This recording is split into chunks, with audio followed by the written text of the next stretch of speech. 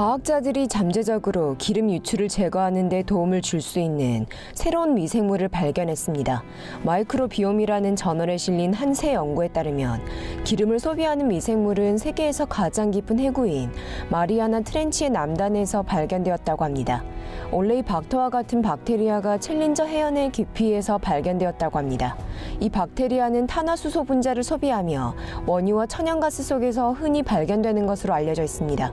동앵글리아 대학의 발표에 따르면 연구원들이 이 해구의 표면 그리고 해구의 바닥까지 이르는 물 기둥에서 채취한 해수 샘플을 분석했다고 합니다. 과학자들은 이렇게 기름을 소비하는 박테리아가 마리아나 해구 바닥에 풍부하다는 사실을 발견했습니다. 연구원들의 말에 따르면 이렇게 독특한 박테리아는 언젠가 해양의 표면에 유출된 기름을 청소하는 데 이용될 수 있을 것이라고 합니다. 대학 연구 발표에 따르면 이들은 또한 마리아나 트렌치 바닥에서 생산되는 탄화수소를 발견했다고 합니다. 데이비드 레아 스미스 박사는 이번 발표를 통해 탄화수소가 기름을 먹는 미생물에게 먹이의 원천일 뿐만이 아니라 해저의 엄청난 수압 속에서도 생존할 수 있게 도와주는 것일 수 있다고 설명했습니다. 이것은 핵심적인 의학 돌파구입니다. 이스라엘의 과학자들이 3D 프린팅 기술로 심장을 만들어내는 데 성공했습니다.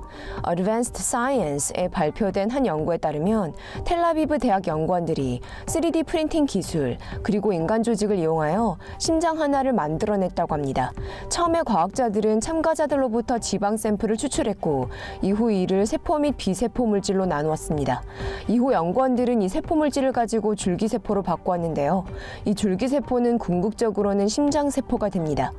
연구원들은 비세포 물질을 채취, 하이드로겔 형태로 바꾸었습니다. CNN의 보도에 따르면 이 세포들과 하이드로겔은 혈관 및 심실이 갖추어져 있는 심장 조각을 형성하는 데 이용되었다고 합니다. 이후 연구원들은 3D 바이오 프린터를 통해 3D 심장을 층층으로 만들어냈다고 합니다. 텔아비브 대학의 발표에 따르면 이번 연구에 참여한 탈 드비르 교수는 이 3D 심장이 크기가 작아 토끼 심장만 하다는 말을 전했습니다. 연구에 따르면 이 3D 심장은 온전한 상태이기는 하나 현재로서는 뛸 수 있는 능력은 없다고 합니다. MIT의 새 연구에 따르면 고대 연못이 바다보다는 초기 생명이 탄생하는데 더욱 적합할지도 모른다고 합니다. 그 이유는 무엇일까요? MIT가 Geochemistry, Geophysics, Geosystems에서 발표한 한 최근 연구에 따르면 대략 10에서 100cm 깊이의 연못이 질소 산화물 형태로 존재하는 질소가 고농도 함유되어 있어 초기 생명체가 형성되기에는 더욱 나은 조건을 제공할지도 모른다고 합니다. 질소 산화물은 대기 속에 있는 질소 결합을 끊어내는 번개의 결과로 생겨나는 것이며 이것이 생명체의 형성의 일환에 기여한다는 가설이 되고 있습니다. 이번 연구는 태양으로부터의 자외선 그리고 암석에서 녹아온 철이 짙은 농도 때문에 바닷속의 질소 산화물의 농도를 희석시켰을 수도 있다는 사실을 발견했습니다. 반면 깊이가 얕은 연못이나 웅덩이의 경우 높은 농도의 질소 산화물이나 RNA 분자를 보유할 수 있어 더욱 쉽게 섞여 살아있는 유기체로 발달하게 해주었을 것이라고 합니다. 이것이 생명체에 대한 가설 중 바다에서 형성되었다는 가설을 완전히 배제할 수 있다는 것을 의미하게 되는 것은 아니지만 새로운 가능성이 있을 수도 있다는 사실을 연구해볼 가치는 있다는 겁니다. 수석 연구원인 수크릿 란잔 씨는 이런 원칙이 도미노 한 줄을 건드리게 되기보다 건물을 지어올릴 가능성이 있다. 진정으로 아하라고 외치게 될 순간은 있다기보다 이건 보다 참을성 있게 차근차근 관찰해 나가야 할 부분이다. 전 생물적 합성 경로는 화학적으로는 바다보다는 연못에서 더욱 쉽게 발생할 듯하다 라는 말을 전했습니다. 비즈니스 인사이더에 따르면 페이스북은 의도치 않게 150만 명 이상의 유저들의 연락처 리스트를 보유하게 되었다고 시인했다고 합니다. 보도에 따르면 페이스북은 지난 2016년 5월 이후부터 유저들로부터 이메일 주소를 수집해왔다고 합니다. 페이스북은 이러한 정보가 의도치 않게 업로드된 것이라고 말했으며 이를 삭제하려 작업 중이라고 밝혔습니다. 지난 4월 페이스북 측은 비즈니스 인사이더 측에 이러한 연락처 정보들이 그들의 시스템에 업로드되었고 회사 트위터의 광고 타겟팅, 친구 추천 및 소셜웹 구축을 향상시키기 위해 이용되었다고 전했습니다. 비즈니스 인사이더는 이 스시라고 불리는 한 트위터 사용자가 페이스북이 새 유저들에게 그들의 이메일 주소를 확인해달라고 묻는 스크린샷을 포스팅하면서 이런 위반 사항을 알아차리게 되었다고 합니다.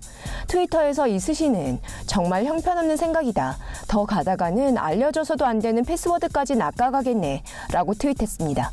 비즈니스 인사이더 측이 포스팅한 스크린샷은 페이스북이 유저들에게 그들의 이메일 주소와 패스워드를 파란 연결 버튼을 누름으로써 확인해달라고 요구했다는 것을 보여주었습니다.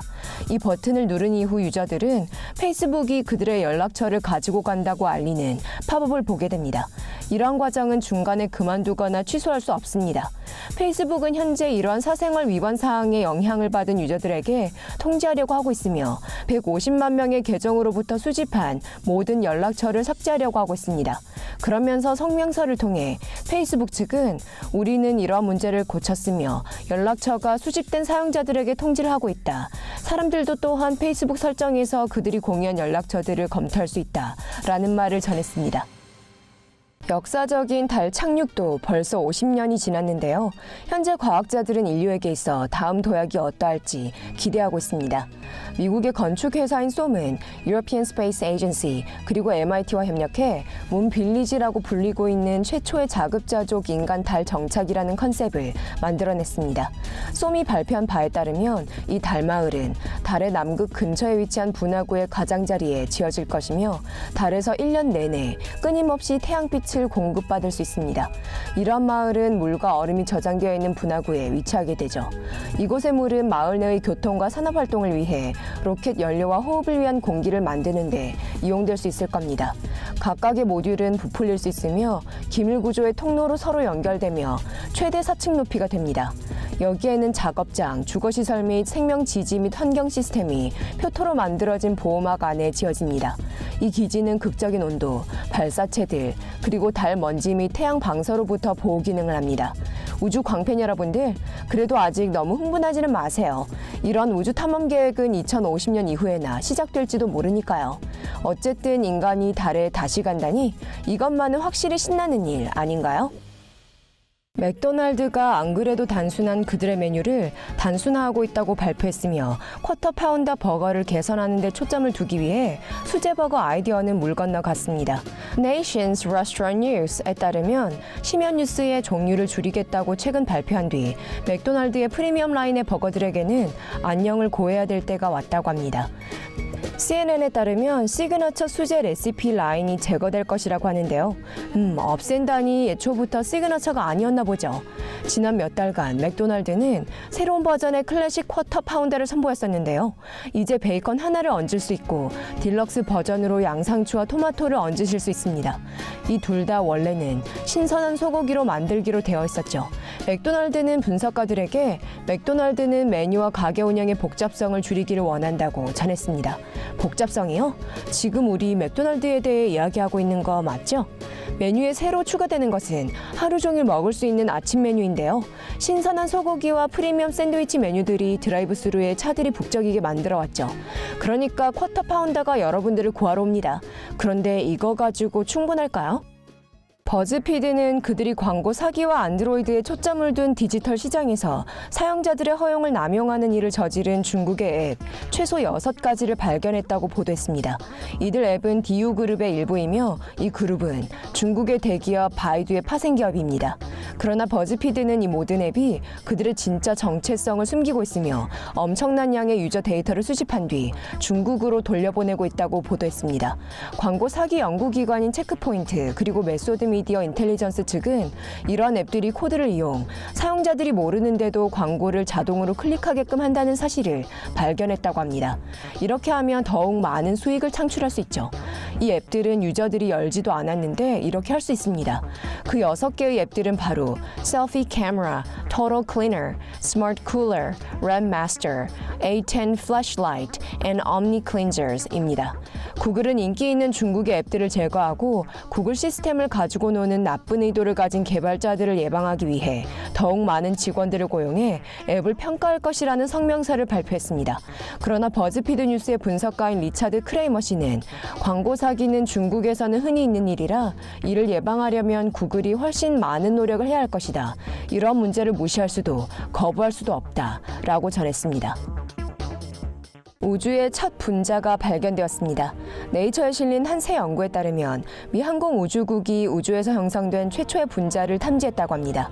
과학자들은 우리 은하에 있는 NGC 7027이라고 불리는 지구에서 3,000광년 떨어진 성운 근처에서 수소이온화 헬륨 분자를 발견했습니다. 더 가디언지는 이 분자가 과학자들이 거의 100년 전 실험실에서 만들려고 한 이후 우주에서 탐지된 것은 처음 있는 일이라고 보도했습니다.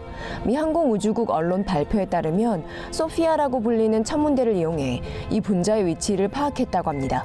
연구원들은 이 분자가 빅뱅이 발생한 뒤 10만 년 후 형성되었다고 생각하고 있습니다. 헬륨과 수소가 융합해 수소이온화 헬륨 분자를 형성한 것이죠. 가디언지에 따르면 이 분자는 우주 탄생 초기 아주 중요한 역할을 했을 것으로 생각되고 있습니다.